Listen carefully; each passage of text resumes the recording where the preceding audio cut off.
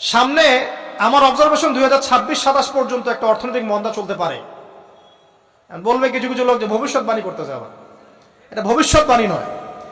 আপনি বর্তমান সম্পর্কে খবর রাখেন না বলেই বর্তমানকে আপনার ভবিষ্যৎ মনে হচ্ছে। সম্মানিত উপস্থিতি, কেমন আছেন আপনারা? আলহামদুলিল্লাহ আলা কুল্লি হাল ওয়া ফি কুল্লি মাকান। যদিও বা বর্তমান প্রেক্ষাপটে একজন মুসলিম ভালো থাকতে পারে না। বর্তমান প্রেক্ষাপট এতই খারাপ, কিয়ামতের আলামতগুলো এমনভাবে প্রকাশ হয়েছে এখন যে একজন ইমানদার মুসলিমের পক্ষে নিশ্চিন্তে থাকা আর ভালো থাকাটা খুব কষ্টকর। তারপরেও নবী সাল্লাল্লাহু আলাইহি ওয়াসাল্লাম আমাদেরকে দিক নির্দেশনা দিয়েছেন যে যখন ফিতনার যুগ আসবে, ফিতনার যুগ বলতে চতুর্দিক থেকে ফিতনার ফাসাদ। ফিতনা ফাসাদ কেমন? মানে আল্লাহ রাব্বুল আলামিন কোরআনে একটা বিষয় বলছেন, সমাজ তার উল্টা চলছে, এগুলো ফিতনা। নবী সাল্লাল্লাহু আলাইহি ওয়াসাল্লাম হাদিসে একটা বিষয় বলেছেন, সমাজ তার উল্টা চলছে, এর নাম ফিতনা। পরিবারে ফিতনা, ধর্মের মধ্যে ফিতনা, সমাজে ফিতনা, অর্থনীতিতে ফিতনা, এখন সংস্কৃতির মধ্যেও ফিতনা। তো এই ফিতনাময় পরিবেশে নবী সাল্লাল্লাহু আলাইহি ওয়াসাল্লাম বলেছেন যে কেউ যদি ঈমান এবং আমলের উপরে, মানে নবী সাল্লাল্লাহু আলাইহি ওয়াসাল্লামের আদর্শের উপরে সবর করতে পারে, টিকে থাকতে পারে, তার জন্য 50 জন শহীদ সাহাবীর নেকি হবে ইনশাআল্লাহ। তো ফিতনাময় পরিবেশে যদি সবর করা যায়, হকের উপর অটল থাকার চেষ্টা করা যায়, ইনশাআল্লাহ আপনি 50 জন শহীদ সাহাবীর নেকি পাবেন ইনশাআল্লাহ। তো প্রত্যেকটা ক্ষেত্রেই আপনি ফিতনা পাবেন। পরিবারের দিকে তাকাবেন, দেখবেন পরিবারের বন্ধনগুলো আগের মতো নাই, প্রচুর ডিভোর্স হচ্ছে, স্বামী স্ত্রীর বিচ্ছেদ প্রচুর বেড়ে গেছে। তারপরে সন্তান সন্ততি আমাদের পরিবারে যারা আছে, দেখবেন এরা বেশিরভাগই দুনিয়াদার হয়ে গেছে, দিনের খুব একটা ফিকির নাই। বেশিরভাগ পরিবারের সদস্য দেখবেন নামাজ কালামের এখন ধার ধারছে না। ম্যাক্সিমাম পরিবার থেকে আস্তে আস্তে পর্দাটা কিন্তু শিথিল হয়ে যাচ্ছে। আপনি ব্যক্তি জীবনের দিকে তাকিয়ে দেখেন, গর্বের সাথে আমরা বলি না যে 90% মুসলিমের বাংলাদেশ, দেখবেন মেজরিটি সংখ্যক মুসলিম 5 ওয়াক্ত নামাজ জামাতে পড়ে না। বেশিরভাগ মুসলিম দেখবেন আল কোরআন বিশুদ্ধ করে তেলাওয়াতও করতে পারে না। তো এরপরেও আমরা দাবি করি যে আমরা প্রকৃত মুসলিম, জান্নাত আমাদের জন্য অপেক্ষা করছে। আসলে বাস্তবতা এমন নয়। যারা কোরআন আমরা টুকটাক পড়তে জানি, তাদের মধ্যে কত পার্সেন্ট কোরআনের অর্থ বোঝে? এই আল্লাহ পাকের কিতাব আমার হাতে আছে, এই কিতাবের অর্থ কতজন বোঝে? এটা একটা চ্যালেঞ্জ। যারা কোরআন পড়তে জানি আমরা, তাদের প্রতি চ্যালেঞ্জ, দেখেন তাদের মধ্যে কত পার্সেন্ট মানুষ কোরআনের অর্থ বলতে পারবে। আর অর্থটা যে জানা জরুরি, এই বিষয়টাও আমরা এখন জনগণকে বোঝাতে ব্যর্থ হচ্ছি। কোরআনের অর্থটা যে বোঝাটা জরুরি, এটা বোঝাতেও ব্যর্থ হচ্ছে। কারণ আমরা সবাই প্রত্যেক হরফে 10 নেকি পেতে চাই। কোরআন তেলাওয়াত করলে প্রত্যেক হরফে 10 নেকি হবে, এই তো। তো এই কনসেপ্ট যখন আমার মাথায় ঢুকে গেছে, আমি ওখানে নিজেকে থামিয়ে দিয়েছি।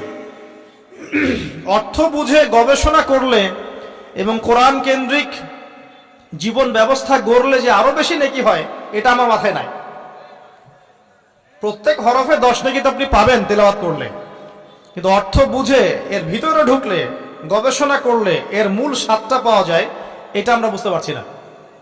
দেখবেন বেশিরভাগ মানুষ কোরআনের অর্থটা জানে না।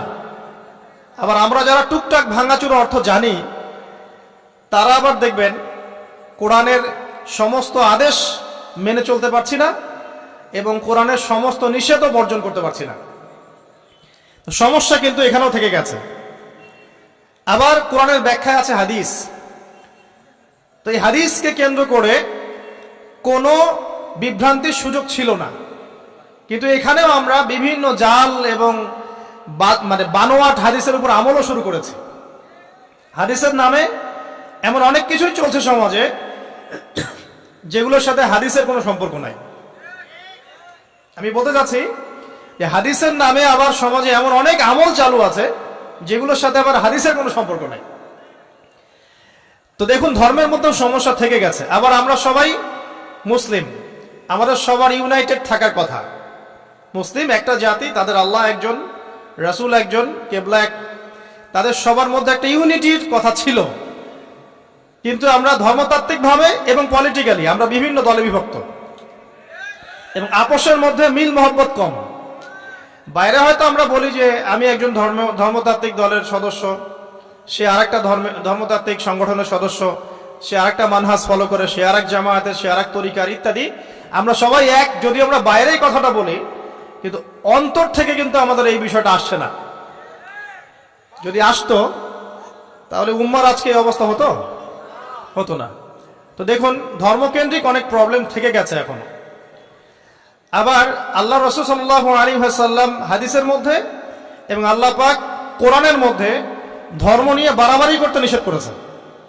ধর্ম নিয়ে বাড়াবাড়ি করো না, তোমরা নিজেদের ধর্ম পালন করো। তা আমরা নিজের ধর্ম যতটা না পালন করি, অন্যের ধর্মের দিকে আঙ্গুলটা তার চেয়ে বেশি তুলি। আমরা আগে নিজের রিলিজিয়নটাকে ঠিক মতো পালন করি, দেখবেন সমাজ ঠিকই পরিবর্তন হয়ে গেছে ইনশাআল্লাহ। তো আমি একটা ধর্ম পালন করি বলে অন্য ধর্মের মানুষের প্রতি বিদ্বেষ পোষণ করতে হবে বা তাদের উপর ঘৃণার মনোভাব প্রকাশ করতে হবে, এটা আল্লাহ পাক শেখান নাই, তার রাসূল শেখান নাই। আল্লাহ এবং তার রাসূল কি শিখিয়েছেন? ইসলামের সত্য বিষয়টাকে আপনি সবার সামনে উপস্থাপন করবেন। যার ইচ্ছা হবে সে কবুল করবে, যার ইচ্ছা হবে সে অস্বীকার করবে। যার যার কবরে শেষে যাবে, যার যার হিসেব শেষে দিবে। চাপিয়ে দেওয়ার সিস্টেমটা ইসলামের মধ্যে নাই। এখন আসেন, পরিবারের আপনাকে ফেতনা কিছু বললাম। অর্থনীতির জীবনে যাবেন, ব্যবসা বাণিজ্যের মধ্যে যান, দেখেন বেশিরভাগ কালোবাজারি করছে, সিন্ডিকেট করছে, মজুদদার মাপে কম দিচ্ছে, জনগণকে ঠকাচ্ছে, করছে না? এগুলো পলিটিক্যাল ফিতনা, এগুলো ইকোনমিক্যাল ফিতনা। তারপরে আপনি আরো দেখবেন ইকোনমিক সেক্টরে রিবা ভর্তি, সুদ। রিবা মানে কি? সুদ, রিবা দিয়ে ভর্তি। ঘুষ ছাড়া কাজ হচ্ছে না, ঠিক আছে? অন্যের সম্পদ আত্মসাৎ না করলে আমাদের পেটের ভাত হজম হচ্ছে না। তো এই যে দুর্নীতি বলেন, ঘুষ বলেন, রিবা বা সুদ বলেন, হ্যাঁ, তারপরে কালো বাজারি বলেন, কালো টাকা সাদা করার টেন্ডেন্সি বলেন, পাচার বলেন, সবগুলো অর্থনৈতিক ফিতনা। এগুলো হচ্ছে কি? অর্থনৈতিক ফিতনা। আর বিশ্বের ফিতনা তো পরে, ওটা তো বলার অপেক্ষা রাখে না। মানে বিশ্বের সবচেয়ে বড় ফিতনা ছিল দ্বিতীয় বিশ্বযুদ্ধ। তার আগে একটা হয়েছে প্রথম বিশ্বযুদ্ধ, যেখানে প্রায় কয়েক কোটি মানুষ মারা গেছে। আর সেকেন্ড ওয়ার্ল্ড ওয়ারে আরো বেশি মানুষ মারা গেছে। তো এখন বিশ্বকে ঠেলে দেওয়া হচ্ছে একটা থার্ড ওয়ার্ল্ড ওয়ারের দিকে। মানে যে কোনো সময় একটা তৃতীয় বিশ্বযুদ্ধের আশঙ্কা করছেন এখনকার যারা মিলিটারি অ্যাফেয়ার্স নিয়ে পড়াশোনা করেন, ওয়ার্ল্ড অ্যাফেয়ার্স নিয়ে পড়াশোনা করেন, তারা এগুলো বলতে পারবেন ভালো। তো বিশ্বকে একটা খাদ্য মন্দার দিকে ঠেলে দেওয়া হচ্ছে, বিশ্বকে একটা দুর্ভিক্ষের দিকে ঠেলে দেওয়া হচ্ছে। এবং মহামারীর মধ্য দিয়ে অলরেডি কিন্তু আমাদের বিভিন্ন দেশের ইকোনমিক অবস্থা ভালো না। তার উপরে খাদ্য সংকট, তার উপরে যে বৈশ্বিক যুদ্ধগুলো, আমদানি রপ্তানি বন্ধ হয়ে যাচ্ছে, তেল গ্যাসের দাম বেড়ে যাচ্ছে, জনগণ হাহাকার করছে। এই পলিটিক্যাল গ্লোবাল অ্যাফেয়ার্স এর ফিতনা এগুলা। তা আপনাকে এই জন্যই প্রথমে আমি একটা কথা বললাম যে ফিতনাময় একটা পরিবেশে একজন মুমিন যার অন্তর্দৃষ্টি আছে, যে কোরআন এবং সুন্নাহ দিয়ে এই বিশ্বের এই রহস্যগুলো উদ্ঘাটন করতে পারে, সে ভালো থাকতে পারে না।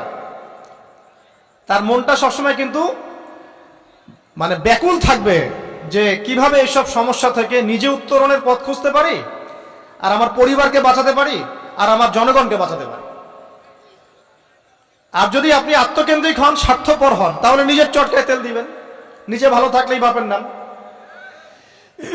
তো দেখুন, এই জামানার কথাই নবীজি বলছেন সাল্লাল্লাহু আলাইহি ওয়াসাল্লাম, তোমাদের সামনে এমন একটা যুগ আসছে, নবীজি বলছেন জামানা সাবরিন, কঠিন জামানা, যে জামানায় ঈমান নিয়ে চলাটা হবে হাতের মধ্যে আগুন নিয়ে চলার মতো। তো নবীজি বলছেন ওই সময়ে, সাহাবী জিজ্ঞাসা করছেন, ইয়া রাসূলুল্লাহ, আমি ওই সময়ে কি করব? ওই সময় আমি কি করব, আমাকে কি পরামর্শ দিচ্ছেন? নবী সাল্লাল্লাহু আলাইহি ওয়াসাল্লাম বলছেন, হে আমর ইবনে আস, তুমি ওই সময় বাড়িতে অবস্থান করো, বাসায় থাকো, বিনা প্রয়োজনে বাড়ির বাইরে এসো না। ওই সময় তুমি নিজের পাপের জন্য আল্লাহর কাছে ক্রন্দন করতে থাকো, বিনা প্রয়োজনে বাড়ির থেকে বের হয়েও না। আর মানুষের সাথে এত বেশি মেলামেশা করো না, নিজে তোমার আমল তোমার গুনাহ নিয়ে ব্যস্ত থাকো, তোমার পাপের জন্য আল্লাহর কাছে কান্নাকাটি করো, ইনশাল্লাহ তুমি নাজাত পেয়ে যাবে। এটা একটা অপশন, মানে ফিতনাময় পরিবেশে আপনি কিভাবে বাঁচবেন এটা একটা অপশন।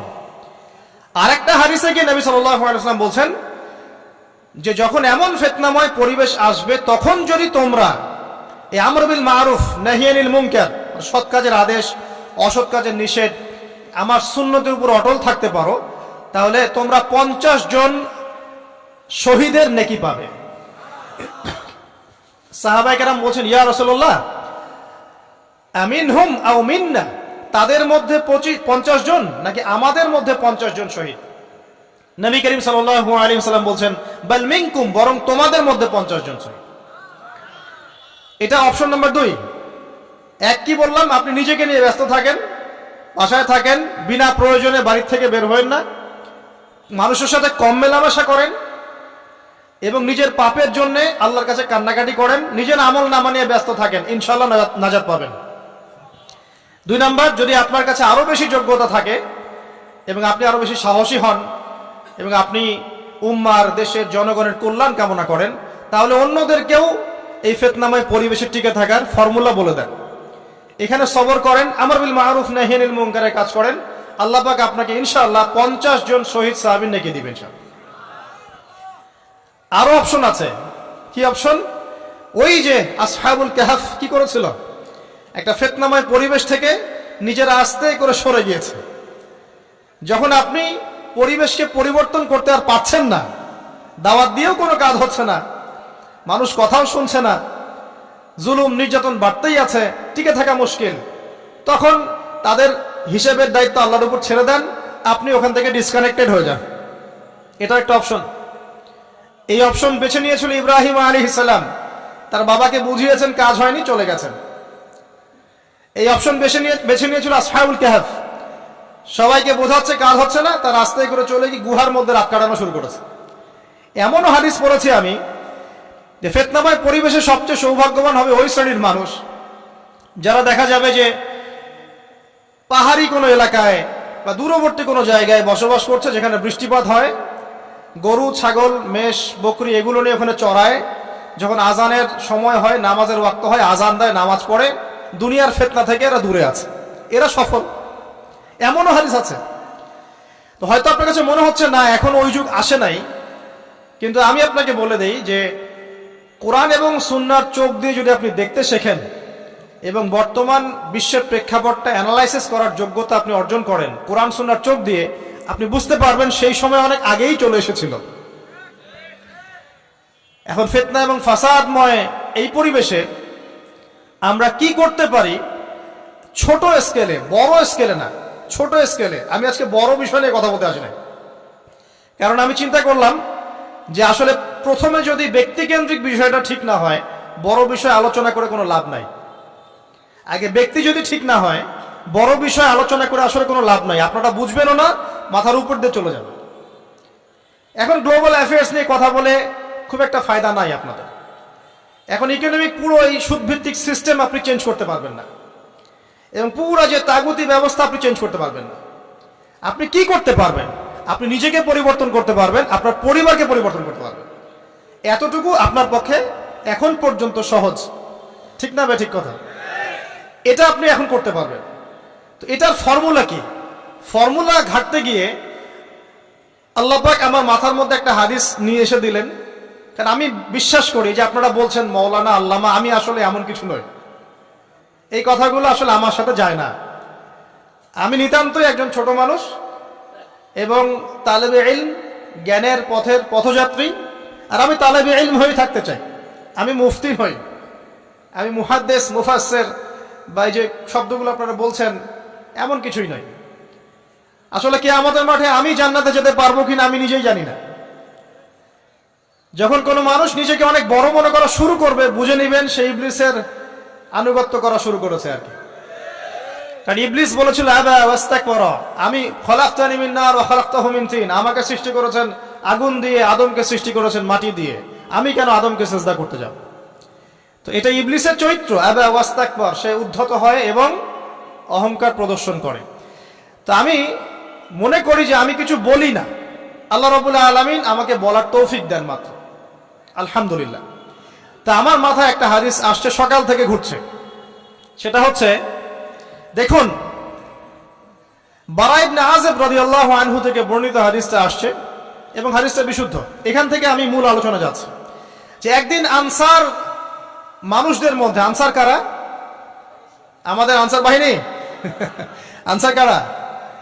যারা মুহাজির সাহাবীদেরকে আশ্রয় দিয়েছিল মদিনায়, তাদেরকে কি বলা হয়?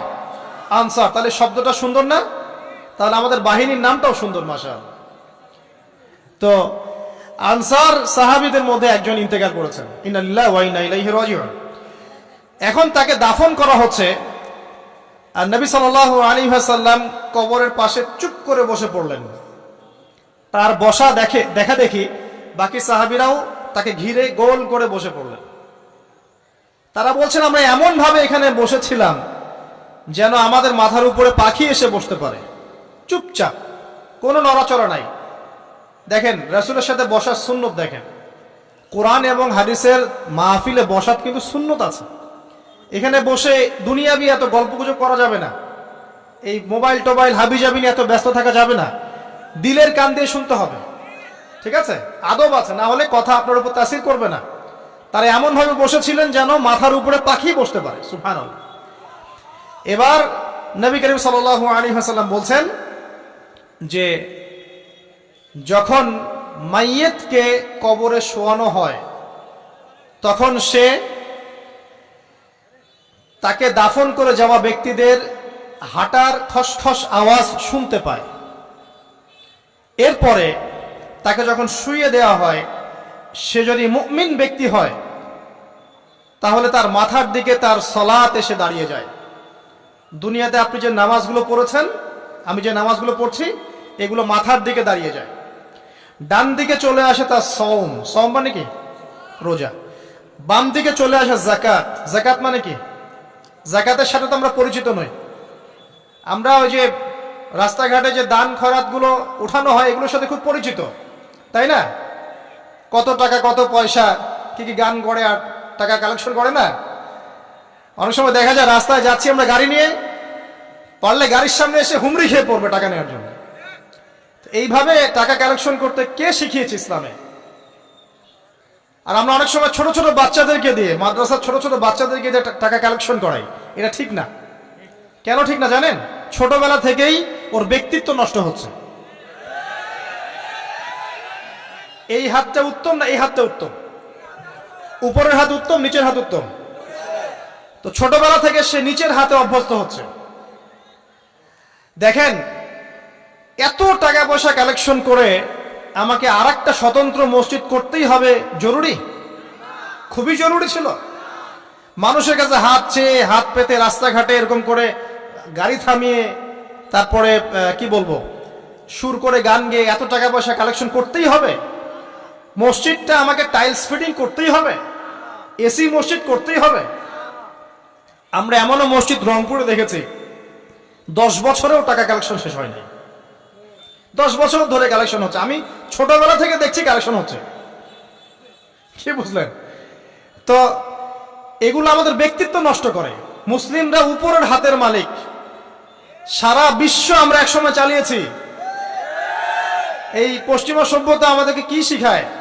সারা বিশ্ব আমরা চালিয়েছি। এই আপনার উমাইয়া খেলাফতের সময়ও কর্ডোভায় আব্দুর রহমানের যে শাসন ছিল, কর্ডোভা, স্পেন, পর্তুগাল, এই পুরো জায়গাগুলো পশ্চিমা বিশ্বের, এগুলো মুসলিমরা শাসন করেছে প্রায় 500-600 বছর। ইতিহাস তো আমরা জানিও না, পড়িও না, ভুলে গেছে। ইতিহাস পড়তে হয়। হিস্ট্রি ঘাটলে দেখবেন রাসূল সাল্লাল্লাহু আলাইহি ওয়াসাল্লামের 23 বছরের নববী যুগ, স্বর্ণযুগ, তারপর আবু বকর সিদ্দিকের খেলাফত, তারপর উমর ইবনুল খাত্তাবের খেলাফত। আবু বকর সিদ্দিকের 2 বছর বা 2.5 বছর, উমর রাদিয়াল্লাহু আনহুর প্রায় 10 বছর, তারপর উসমান রাদিয়াল্লাহু আনহুর 12 বছর, আলী রাদিয়াল্লাহু আনহুর প্রায় 2-2.5 বছর, তারপরে হাসান রাদিয়াল্লাহু আনহু 6 মাস। এরপরে উমাইয়া খেলাফত শুরু হলো মুয়াবিয়া রাদিয়াল্লাহু আনহুর হাতে, প্রায় 20 বছর। উমাইয়ারা শাসন করেছে প্রায় 90 থেকে 100 বছর। তারপর জাব নদীর যুদ্ধে উমাইয়া আব্বাসী ওরা একে অপরের সাথে যুদ্ধ করেছে, করে উমাইয়ারা পরাজিত হয়ে আব্বাসীয়রা ক্ষমতায় গিয়েছে। ক্ষমতায় গিয়ে তারা প্রায় শাসন করেছে প্রায় 550 বছর। এদিকে উমাইয়াদের মধ্যে যারা পরাজিত হয়েছে ওরা চলে গিয়ে কর্ডোভা, আন্দালুসিয়া ওই দিকে খেলাফত কায়েম করেছে। তারপরে আবার এদিকে ফাতেমি খেলাফত ছিল, উসমানীয় খেলাফত ছিল, তারপরে মিশরে তুলুনি একটা রাজবংশ ছিল, আমাদের সাবকন্টিনেন্টে মোগলরা ছিল, সারা বিশ্বে আমরাই ছিলাম। ইতিহাস তো ভুলে গেছে। তা আমরা সবসময় উপরের হাত ছিলাম, উপরের হাত আমরা দিতাম, মানুষ নিত। আর এখন কি হয়েছে? আমরা এখানে আমরা চাই, মানুষ দেয়। আর ওরা কি এমনি দেয়? ওরা চড়া সুদ দিবে না? ওয়ার্ল্ড ব্যাংকে যান লোন নিতে, চড়া সুদ, মানে এই সুদ শোধ করতে গিয়ে বিভিন্ন দেশ শ্রীলঙ্কা হয়ে যাচ্ছে। সুদ তো শোধ করতে হবে, এমনি তো আপনাকে আর এগুলো দিবে না। তো এই সুদটা শোধ করতে গিয়ে আমাদের জিনিসপত্রের দাম বেড়ে যাবে, তারপরে দেখবেন জনগণের উপর কর বেড়ে যাবে, অনেক প্রবলেম। আর এই প্রবলেমগুলো ফেস করতে হবে কি কারণে? রিবা বা সুদের কারণে। তো এই যে বলছি, দেখেন ছোটবেলা থেকেই যে আমরা নিচের হাতে অভ্যস্ত হচ্ছি, এটা ত্যাগ করতে হবে। ব্যক্তিত্বের পরিচয় দেন। এত টাকা পয়সা চেয়ে প্রতিষ্ঠান করার দরকার নাই। আমার জমি আছে 1 বিঘা, আমি প্রতিষ্ঠান করবো ইনশাআল্লাহ।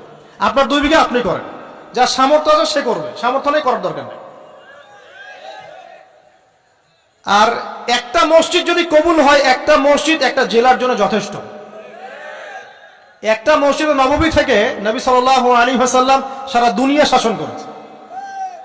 আর আমাদের দাম কোটি কোটি মসজিদ বাংলাদেশে। এই যুগের কথাও নবীজি বলেছেন, যে যুগে মসজিদগুলো চাকচিক্যময় হবে, মসজিদগুলো কি হবে? চাকচিক্যময় হবে, হেদায়েত উঠে যাবে, এবং মসজিদের মধ্যে শোরগোল হট্টগোল বেড়ে যাবে। দেখেন না মসজিদে হট্টগোল বেড়ে গেছে না? এটা সেই যুগ। তো যেটা বলছিলাম প্রিয় ভাইরা, যে নিচের হাতে অভ্যস্ত না, উপরের হাতে অভ্যস্ত হতে হবে। এই কারণে এই যে একটা হাদিসের কথা শুরু করলাম, যে আনসার সাহাবী কারা ছিল? যারা মুহাজির সাহাবীদেরকে আশ্রয় দিয়েছে। এখন এই সাহাবীদের মধ্যে একজন ইন্তেকাল করেছে, তার লাশ যখন রাখা হচ্ছে তখন নবীজি বলছেন, মাথার দিকে মাইয়েতের আসে কি? সালাত। সালাত মানে কি? নামাজ। 5 ওয়াক্ত নামাজ আজকে থেকে ছাড়বেন? ওয়াদা করেন আজকে থেকে 5 ওয়াক্ত নামাজ ছাড়বো না ইনশাআল্লাহ। একটা হাদিস খালি বলি, মান তারাকা সালাতান মুতাআম্মিদান ফাকাদ কাফারা, মান তারাকা সালাতান মুতাআম্মিদান ফাকাদ কাফারা। আবার শুনেন, قال رسول الله صلى الله عليه وسلم من ترك صلاة متعمدا فقد كفر। আর মুয়াজ বিন জাবাল রাদিয়াল্লাহু আনহু কে নবীজি বলেছেন, মান তারাকা সালাতা মুতাআম্মিদান ফাকাদ বারিয়াত মিন জিম্মাতিল্লাহ।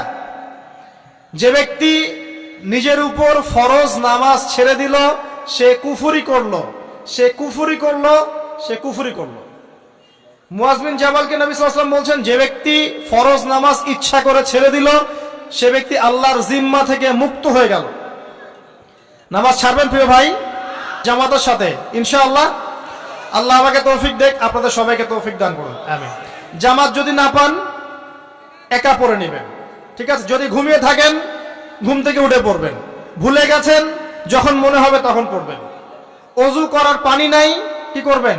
তায়াম্মুম করবেন। তায়াম্মুমেরও কিছু নাই, আপনার কোনো কাপড়ই নাই, সতর ঢাকার কোনো কাপড়ই নাই, কি করবেন?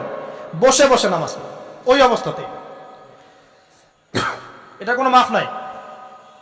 মানে আপনার ওযু করার কোনো পানি নাই, তায়াম্মুমের কিছুই নাই, কাপড়ও নাই সতরে, তখনও নগ্ন হয়ে বসেই নামাজ পড়তে হবে, মাফ নাই। যখন শোয়ানো হবে, মাথা থেকে কি থাকবে? সালাত। তাহলে আমরা যারা ফরজ সালাত এখন আদায় করছি না, আজকে তওবা করেন, বলেন আস্তাগফিরুল্লাহ আল্লাযী লা ইলাহা ইল্লা হুয়াল হাইয়ুল কাইয়্যুম ওয়া আতুবু ইলাইহি। হে আল্লাহ, আমরা তওবা করছি, সারা জীবনে যত নামাজ পড়ি নাই, এই সমস্ত নামাজ না পড়ার পাপ থেকে তোমার কাছে তওবা করছি। ঠিক আছে? এটা আস্তাগফিরুল্লাহর অর্থ নয়, আমি বাংলায় বললাম। আর যদি নামাজ কাজা করে আদায় করে দিতে পারেন, আলহামদুলিল্লাহ, খুবই ভালো হয়।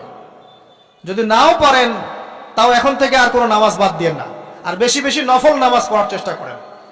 আল্লাহ পাক তৌফিক এনায়েত করুন। আসুন তারপরে ডান দিকে কি? সওম। সওম মানে কি? রোজা।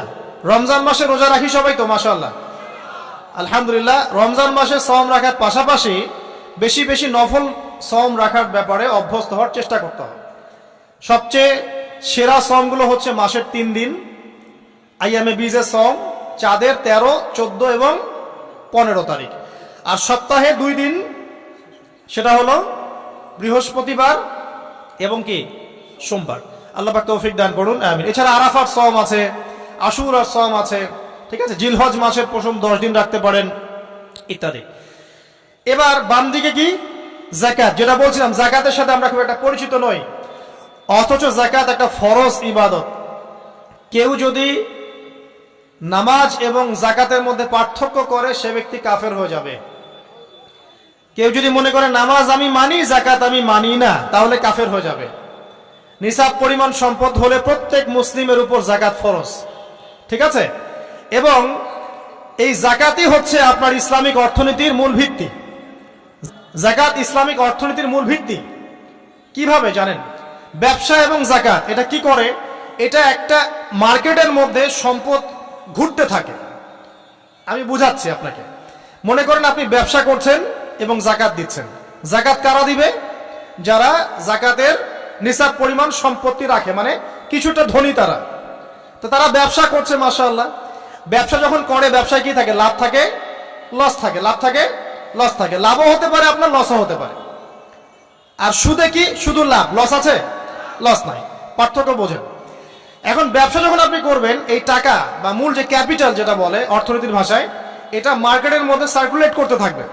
আজকে আপনি ধনী, লাভ করেছেন, কালকে লস করবেন, এই ধন আরেকজনের হাতে চলে যাবে। সে আবার ব্যবসা করছে, সে লাভ করলে সম্পদ তার হাতে থাকলো, লস করলে আরেকজনের হাতে। মানে এই মানিটা, ক্যাপিটাল যেটা, এটা মার্কেটের মধ্যে ঘুরতে থাকে, ঘুরতে থাকে। আজকে কেউ ধনী, কালকে কেউ ধনী, আজকে কেউ ফকির, কালকে কেউ ধনী, এভাবে। এখানে আল্লাহ পাক যাকে ইচ্ছা হয় ধন দেন, যাকে ইচ্ছা হয় দরিদ্র করেন।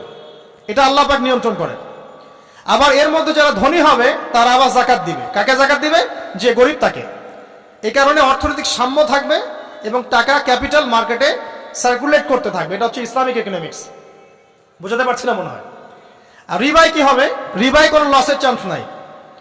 মানে এখানে ধনী আরো ধনী হতে থাকবে, গরিব আরো গরিব হতে থাকবে, প্লাস যাকাতও দিবে না। তখন সমাজের একটা অংশ অনেক ধনী হবে, আর একটা অংশ একদম মাটিতে পড়ে যাবে, কোনো ব্যালেন্স হবে না। এই কারণে বিশ্বের একটা অংশ, ওই বিশ্বের একটা বড় অংশ যারা সুদখোর, যেখান থেকে সুদ এসেছে, ওইটা আস্তে আস্তে ধনী হয়ে গেছে এবং বিশ্বের বহু কান্ট্রি আস্তে আস্তে দারিদ্র সীমার নিচে চলে আসছে। এটা শুধু ব্যক্তির ক্ষেত্রেই নয়, এটা সমাজের ক্ষেত্রেই নয়, পুরো বিশ্বেটা হচ্ছে। তো এই হলো রিবা এবং ব্যবসা ভিত্তিক, যাকাত ভিত্তিক ইকোনমিক সিস্টেমের পার্থক্য, বেসিক ডিফারেন্স। রিবার মধ্যে আল্লাহ পাক তার হাত উঠিয়ে নেন, আল্লাহ পাক সেখানে আর ইন্টারফেয়ার করেন না। ঠিক আছে, সুদ খাচ্ছ, তুমি তোমার মতো চলো এখন। আর ব্যবসা ভিত্তিক ইকোনমিক্স চললে আল্লাহ পাক সেখানে কাউকে ধন দিবেন, কারো কাছ থেকে নিবেন। আপনার ধন নিয়ে আমাকে দিবেন, আমার ধন নিয়ে আপনাকে দিবেন। আর আমি যদি ধনী হই, আমি আবার যাকাত দিব, সেই যাকাতের টাকা আবার আপনার হাতে যাবে, কেউ না খেয়ে মরবে। তো সামনে এই যে বলা হচ্ছে 2023 সাল, শুধু 23 সাল না, আমার অবজারভেশন 2026-27 পর্যন্ত একটা অর্থনৈতিক মন্দা চলতে পারে। বলবে কিছু কিছু লোক যে ভবিষ্যৎবাণী করতেছে। আবার এটা ভবিষ্যৎবাণী নয়। আপনি বর্তমান সম্পর্কে খবর রাখেন না বলেই বর্তমানকে আপনার ভবিষ্যৎ মনে হচ্ছে। আমাদের অনারেবল মিনিস্টার যারা আছেন ওদেরকে জিজ্ঞাসা করেন, তাদেরকে জিজ্ঞাসা করেন, তারাও বলছেন যে 2023 সাল থেকে 26 সাল খাদ্য মন্দার মধ্যে যাবে। দেখেন নাই? তারা এই কথা বলছেন কারণ তারা বুঝতে পারছেন ওয়ার্ল্ডের অবস্থা ভালো না। এখানে একটা সলিউশন বলছি, ইচ্ছা হলে আপনি গ্রহণ করতে পারেন, ইচ্ছা হলে নাও করতে পারেন। আমার তো চাপিয়ে দেওয়ার কোনো ক্ষমতা নাই। ফাযাক্কির ইন্নামা আনতা মুযাক্কির, আপনি শুধু উপদেশদাতা। লাস্তা আলাইহিম বিমুসাইতির, আপনি কারো প্রতি দারোগা নন। কি উপদেশ? এই যে যাকাত, যেটা যাকাত, আমাদের যাকাত যেটা আসে, এটাকে একটু বড় পরিসরে কালেক্ট করার চেষ্টা করতে হবে। করে যদি আমরা সুষ্ঠু বন্টন করতে পারি গরিবদের মাঝখানে, ইনশাআল্লাহ কেউ খাদ্য অভাবে মারা যাবে না ইনশাআল্লাহ। আল্লাহ পাক আমাদেরকে বোঝার তৌফিক দান করুন। এর পাশাপাশি তারা যেটা বলেছেন, ইকোনমিক সেকশনের লিডার যারা আছে তারা যেটা বলছেন এটা ঠিক বলছেন। তারা বলছেন কৃষিভিত্তিক অর্থনীতির কথা বলছেন, এটার সাথে আমি 100% একমত। কারণ আল্লাহ পাকের কোরআন, এই কোরআনের মধ্যে বেশিরভাগ যে অর্থনীতির কথা এসেছে তা হচ্ছে কৃষিভিত্তিক অর্থনীতি। এটা কি জানেন? হয়তো জানেন না। কোরআনে যত ইকোনমিক সিস্টেমের কথা আসছে তার মধ্যে সবচেয়ে বেশি এসেছে কৃষিভিত্তিক অর্থনীতির কথা, তারপর ব্যবসা এবং যাকাত। অতএব তারা ঠিকই বলেছেন, দেশের যারা ইকোনমিক সেকশনে গবেষণা করছেন তারা ঠিক কথাই বলেছেন যে কৃষিভিত্তিক অর্থনীতি হচ্ছে আমাদের অর্থনৈতিক মন্দা দূর করার অন্যতম উপায়। ঠিক বলেছেন, আমি একমত। তো যাকাত যেটা কথা বলছিলাম, বাম দিকে যাকাত আসবে, তো যাকাত আমরা দিব তো ইনশাল্লাহ ভাই। যাদের শোনেন, বাংলাদেশে এমন অনেক শিল্পপতি আছে যাদের একজনের যাকাতের টাকা দিয়ে একটা গ্রাম চলতে পারে। আর যাকাতের টাকা কিন্তু শুধু এক বছরে আসবে না, প্রতি বছরেই ঘুরে ঘুরে আসবে। মনে করেন যে আপনাদের এলাকার মধ্যে অনেক বিত্তশালী আছেন, আমি দোয়া করি মন থেকে আল্লাহ পাক বিত্তশালীদের অন্তরটাকে নরম করে দিক এবং ওসমান রাদিয়াল্লাহু আনহুর মতো দানশীল করে দিক। আমরা দোয়া করি, আমরা কারো খারাপ চাবো, সবার জন্য হেদায়েতের দোয়া করব। টাকা থাকতে তো সমস্যা নাই, কিন্তু টাকা থেকে যদি উসমান রাদিয়াল্লাহু আনহু হতে না পারলাম তাহলে সমস্যা। টাকা থাকতে কোনো সমস্যা নাই, ধন আপনাকে আল্লাহ দিতেই পারে। এই ধনটাকে উসমান গনি রাদিয়াল্লাহু আনহুর মতো আল্লাহর পথে বিতরণ করে দেন, ইনশাআল্লাহ আল্লাহ পাক আপনাকে জান্নাতুল ফেরদৌস দান করবেন ইনশাআল্লাহ। তো অনুরোধ থাকবে, দেখেন আপনারা যদি একটা এলাকার যাকাত কালেক্ট করতে পারেন, মনে করেন কথার কথা এখানে কিছু মেয়ে আছে যারা খারাপ পথে পা বাড়িয়েছে, আমার কথা বুঝতে পারছেন? আচ্ছা, এরকম পল্লী অনেক জায়গায় আছে না? এক বছরের যাকাতের টাকা দিয়ে সমস্ত পল্লীর মেয়েদেরকে কাজ দেওয়া সম্ভব, কর্মে আনা সম্ভব। ওদেরকে কাজের ব্যবস্থা করে দেন, ওরা কখনোই ওয়ার্কারের কাজ করবে না ইনশাআল্লাহ। কোনো মেয়ে এই কাজ করতে চায় না আমার মতে। কোনো মেয়ে চায় না যে ইজ্জত বিক্রি করে খাবো, কোনো মেয়ে চাবে? কখনো চাবে না। ওকে আপনি ভালো কাজের ব্যবস্থা করে দেন এই যাকাতের টাকা দিয়ে, দেখবেন ইনশাআল্লাহ সে ওই খারাপ পথ ছেড়ে দিয়েছে। অনেক দেখবেন দরিদ্র মানুষ আছে যে পড়াশোনা করার কোনো সুযোগ নাই, টাকা পয়সা নাই, পড়াশোনা করতে চায় কিন্তু টাকা পয়সা নাই, দিনের জ্ঞান অর্জন করতে চায়, দেশকে কিছু দিতে চায়, টাকা নাই। তাকে আমরা হেল্প করতে পারি না? পারি। অনেক মানুষ আছে মাদক দ্রব্য বিক্রি করছে, তাকে বুঝান, দিনের হেদায়েত দেন যে ভাই আমি তোমাকে আরো ভালো চাকরি দিব, ভালো ব্যবসা দিব, তুমি ছাড়বা কিনা? বলবো আমি ছেড়ে দেবো ইনশাআল্লাহ। বুঝালে ছেড়ে দেবে ইনশাআল্লাহ। এই যে মেগা প্রজেক্ট যেটা কথা বলি আমরা, আত্ম উন্নয়নমূলক বলেন, যুব উন্নয়নমূলক বলেন, বা কান্ট্রি ডেভেলপমেন্টের কথা বলেন, এখানে যাকাত একটা বড় শক্তি হতে পারে।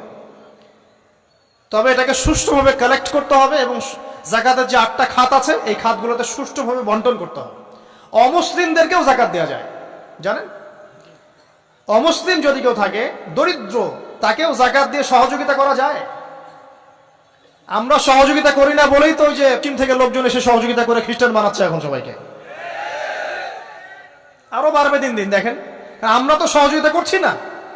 আপনার পাশে আপনার প্রতিবেশী না খেয়ে মারা যাচ্ছে, আপনি যাচ্ছেন না। এখন তো অন্য কেউ এসে যদি সাপোর্ট করে, ও তো তার দলেই ভিড়বে তখন, স্বাভাবিক। এটাই হচ্ছে এখন। আল্লাহ বোঝার তৌফিক দান করুক আমাদের। বাম দিকে মাইয়াতে থাকবে কি ভাই? যাকাত। তারপরে পায়ের দিকে চলে আসবে তার আত্মীয়তার সম্পর্ক রক্ষার ইবাদত, তার এই যে অন্যান্য দান সদকা, তার নফল আমল, তার তাসবিহ তাহলিল, তার কোরআন তেলাওয়াত ইত্যাদি পায়ের দিকে চলে আসবে। এখানে একটা হাদিস এসেছে, সূরাতুল মুলক যে ব্যক্তি রাতের বেলা তেলাওয়াত করবে, কোন সূরা ভাই? তাবারাকাল্লাযী বিয়াদিহিল মুলক ওয়া হুয়া আলা কুল্লি শাইইন কাদির। এই সূরা যে ব্যক্তি রাতের বেলা করে তেলাওয়াত করবে, ইনশাআল্লাহ সূরা মুলক কবরে তার সাথে থাকবে এবং কবর আযাব থেকে সূরা মুলক তাকে বাঁচাবে ইনশাআল্লাহ। আমি বুঝাচ্ছি যে কি অবস্থাটা হবে। এবার দুজন ফেরেশতা মাথার দিক থেকে আসবেন, আসতে চাইবেন, সালাত বলবে এখান দিয়ে আসা যাবে না, এদিক দিয়ে আসা যাবে না। ডান দিক দিয়ে আসতে চাইবেন, এদিক দিয়ে আসা যাবে না। বাম দিক দিয়ে আসতে চাইবেন, যাকাত বলবে এদিক দিয়ে আসা যাবে না। পায়ের দিক দিয়ে আসতে চাইবেন, আমলগুলো বলবে এদিক দিয়ে আসা যাবে না। তখন যাই হোক তারা আসবেন। এটা তাদের, এটা কথা কি? এটা কথাটা হচ্ছে যে সলাতের গুরুত্ব, মানে সে সলাত আদায় করেছে, সে আমার হক আদায় করেছে, আমি তার পক্ষে আছি, এটা পক্ষে বোঝাচ্ছে। রোজা বলবে আমি ওর পক্ষে আছি, তাকে আপনি কোনো শাস্তি দিবেন না, আমি তার পক্ষে আছি। আপনারা দুজন তাকে শাস্তি দিবেন না, আমি যাকাত তার পক্ষে আছি, এটা পক্ষে থাকার কথা। তারপরেও তারা আসবেন, চোখগুলো হবে নীল এবং কালো বর্ণ, নীলাপ চোখের, কালো। মুনকার নাকি? উঠে বসিয়ে দেওয়া হবে। এবার 3টা প্রশ্ন। প্রথমে প্রশ্ন হচ্ছে কি? মান রব্বুক, তোমার রবকে। তখন মুমিন বান্দা বুক ফুলিয়ে বলবে রব্বি আল্লাহ, আমার রবকে আল্লাহ। পৃথিবীতে যে ব্যক্তি আল্লাহর সাথে শিরিক করে নাই, আল্লাহ তাওহীদের উপর থেকেছে এবং তার উপরে মৃত্যুবরণ করেছে, ইনশাআল্লাহ সে ব্যক্তি এর উত্তর নির্দ্বিধায় দিতে পারবে ইনশাআল্লাহ। আর দুনিয়াতে যে বা যারাই আল্লাহর সাথে শিরিক করবে, আল্লাহর সাথে শিরকের পাপে লিপ্ত হবে, ওই অবস্থায় মারা যাবে, তাওহীদের উপর থাকবে না, কোশ্চিন কালেও মান রব্বুক উত্তর দিতে পারবে না। তারপরে প্রশ্ন হয়ে যাবে মা দিনুক, তোমার দিন কি ছিল? মুমিন বান্দা উত্তর দিবে কি? দীনি আল ইসলাম, আমার দিন ছিল ইসলাম। এখানে শুনে রাখেন, পৃথিবীতে যারা ইসলামকে পরিপূর্ণ রূপে পালন করবে তারাই এই উত্তর দিতে পারবে ইনশাআল্লাহ। যারা ইসলামকে ঠাট্টা বিদ্রুপের হাসি তামাশার পাত্র বানিয়েছে, মন চাইলে কিছু করি, মন চাইলে কিছু করি না, সহজগুলো একটু আমল করি, বাকি কিছুর আমল ধারি না, হ্যাঁ, নামাজ পড়ি, সুদ ছাড়তে পারি না, ঠিক আছে, বছর বছর ওমরা করি, এদিকে ঘুষ দুর্নীতি ছাড়তে পারি না, ইসলামকে ঠাট্টা তামাশার পাত্র বানিয়েছে, এরা কোশ্চিন কালে উত্তর দিতে পারবে না মা দিনুক, দিনে পরিপূর্ণরূপে ইসলামে প্রবেশ করতে বলেছেন আল্লাহ রাব্বুল আলামিন। যারা পরিপূর্ণরূপে ইসলামে প্রবেশ করবে এবং ইসলামের প্রতিটা মৌলিক বিধান মেনে চলবে, ইনশাআল্লাহ তারা এর উত্তর দিতে পারবে। এরপরে আসবে তৃতীয় প্রশ্ন। নবী সাল্লাল্লাহু আলাইহি ওয়াসাল্লামকে দেখানো হবে, যখন দেখানো হবে তখন সূর্য যখন ডুবে যায়, যে দৃশ্যটা আমরা দেখতে পারি না, ওই দৃশ্যটা ভেসে উঠবে এবং মুমিন বান্দা অস্থির হয়ে যাবে, বলবে আমাকে ছেড়ে দাও, আমি নামাজ পড়বো। সুবহানাল্লাহ। কারণ তার কাছে মনে হবে যে আসরের ওয়াক্ত হয়ে গেছে, আসরের ওয়াক্ত হয়ে গেছে, আসরের ওয়াক্ত চলে যাচ্ছে, আমাকে নামাজ পড়তে হবে। চিন্তা করেছেন? ওই যে একটা হাদিস আছে না, যে 7 শ্রেণীর মানুষকে আল্লাহ রাব্বুল আলামিন আরশের ছায়া দিবেন, তার মধ্যে এক শ্রেণীর মানুষকে যার অন্তর মসজিদের সাথে ঝুলে থাকে, তার মন মসজিদের সাথে ঝুলেছিল, এই সূর্য ডুবে গেল বলে আমাকে ছেড়ে দাও, আমি নামাজ পড়তে যাব। তখন ফেরেশতারা বলবেন তোমাকে নামাজ পড়তে দেয়া হবে, তবে তার আগে তুমি এর উত্তর দাও। কি উত্তর? এই ব্যক্তির দিকে তাকাও। তখন নবী সাল্লাল্লাহু আলাইহি ওয়াসাল্লামকে দেখানো হবে, সাল্লাল্লাহু আলাইহি ওয়াসাল্লাম দরুদ পড়বেন, বলা হবে যে এই ব্যক্তির সম্পর্কে তোমার কি ধারণা? মান হাযা রাজুলু বুইসা ফীকুম, এই ব্যক্তি কে, যাকে তোমাদের কাছে পাঠানো হয়েছিল? মুমিন ব্যক্তি নির্দ্বিধায় বলে দিবে যে তিনি হচ্ছেন আমার নবী মুহাম্মদুর রাসূলুল্লাহ সাল্লাল্লাহু আলাইহি ওয়াসাল্লাম। দেখুন, পৃথিবীতে যে বা যারাই নবী সাল্লাল্লাহু আলাইহি ওয়াসাল্লামের সুন্নতের উপর আমল করবে, ইনশাআল্লাহ সে তার উত্তর দিতে পারবে। দুনিয়াতে যারা নবীর সুন্নতের 5 পয়সা পরোয়া করছে না, তার আদর্শের 5 পয়সা দাম দিচ্ছে না, তারা কোশ্চিন কালে উত্তর দিতে পারবে না। নাম হতে পারে আব্দুর রহমান, আব্দুর রহিম, নবীর সুন্নতের ধার ধারে না, তারা উত্তর দিতে পারবে না। তো নবীর সুন্নতের গুরুত্ব কত গভীর, এটা আমাদেরকে এখান থেকে বুঝতে হবে। তাই প্রিয় যুবক ভাইয়েরা, মুসলিম ভাইয়েরা, আমাদের জীবনটাকে নবীর আদর্শ এবং সুন্নতে ঢেলে সাজাতে হবে। সকাল থেকে সন্ধ্যা পর্যন্ত প্রতিটা কাজ করব কার তরিকায়?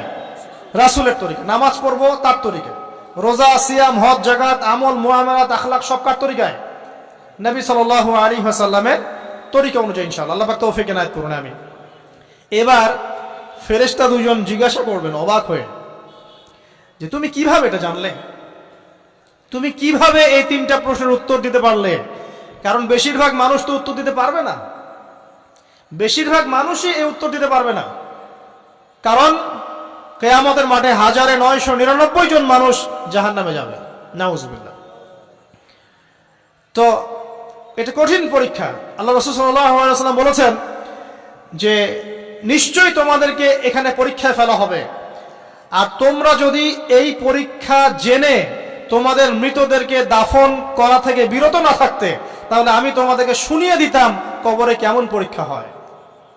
মানে যদি আমরা শুনতে পারতাম যে কবরে কেমন পরীক্ষা হয়, আমরা ভয়ে আমাদের মৃতদেরকে দাফন পর্যন্ত করতাম না। এটা নবীজি বলছেন সাল্লাল্লাহু আলাইহি ওয়াসাল্লাম। তাকে জিজ্ঞাসা করা হবে যে তুমি কিভাবে জানলে এটা? বেশিরভাগ মানুষ তো পারে না উত্তর দিতে।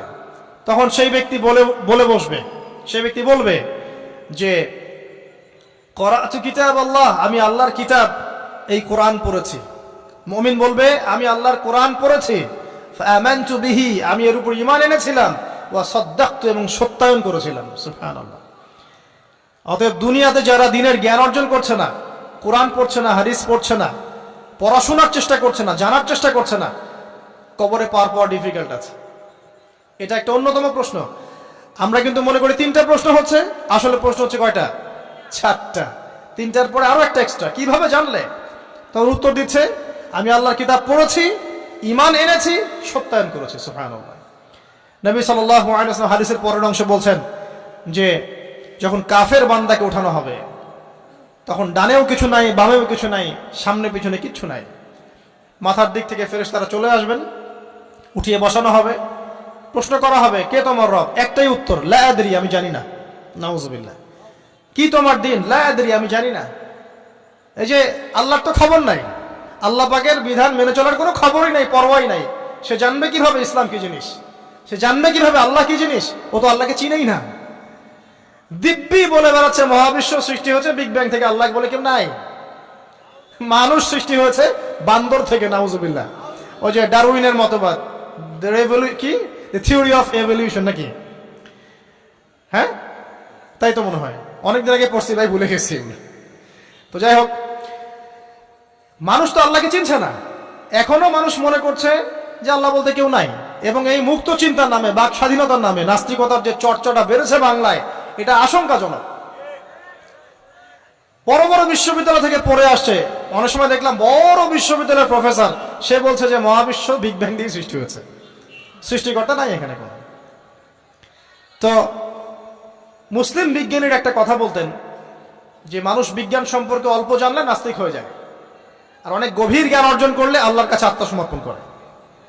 খেয়াল করে দেখবেন, ডক্টর, ইঞ্জিনিয়ার যারা বড় বড় লেভেলে চলে গেছেন, অনেক সিনিয়র, তারা কিন্তু বেশিরভাগ নামাজে দেখবেন, নামাজ পড়ে, দান সৎকার করে, সমাজ কল্যাণমূলক কাজ করে। তারা কিন্তু রোগীর সেবা করতে গেলেও বলে যে নামাজ পড়িয়েন, রোজা রাখিয়েন, তারা কিন্তু বলে।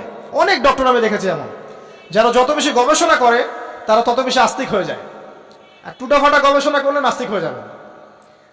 কত প্রশ্ন, ইসলামে এটা কেন, ওইটা কেন, ইসলামে বহুবিবাহ কেন, হ্যাঁ, ইসলামে কি পর্দার বিধান কেন, তারপর ইসলামে এত রেস্ট্রিকশনস, এত বাইন্ডিংস কেন, হ্যাঁ, স্বাধীনতা নাই কেন, কত প্রশ্ন। ইসলামের এগেন্স্টে কত তীর এখন ছোড়া হচ্ছে।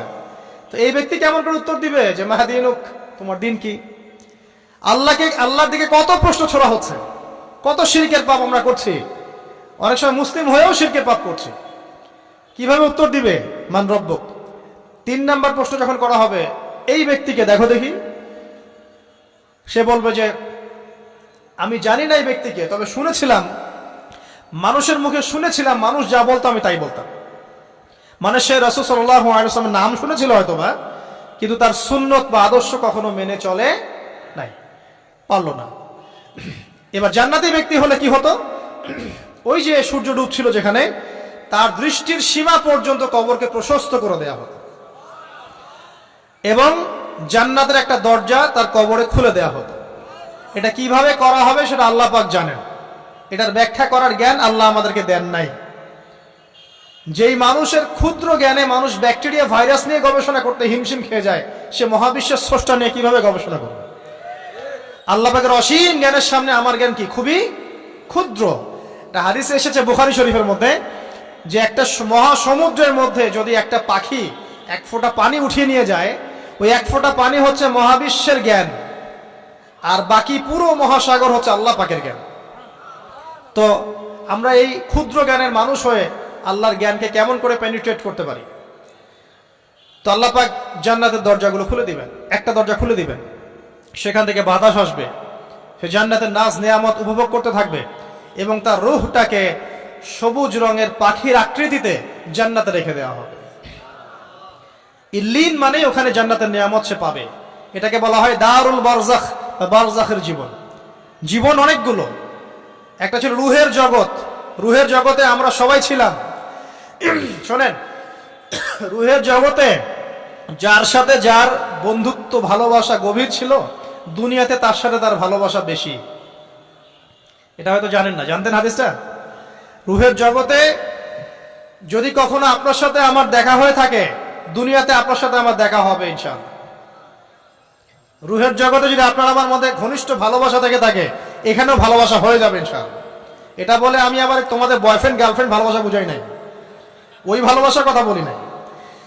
আবার রুহের জগতে বিদ্বেষ, এখানেও দেখবেন বিদ্বেষ।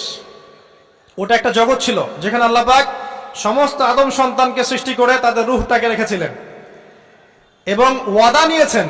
কি ওয়াদা? আল্লাহ পাক বলেছিলেন আলাস্তু বিরাব্বিকুম, সূরা আরাফের 182 নম্বর আয়াত পড়ে দেখবেন, 182 নম্বর আয়াত।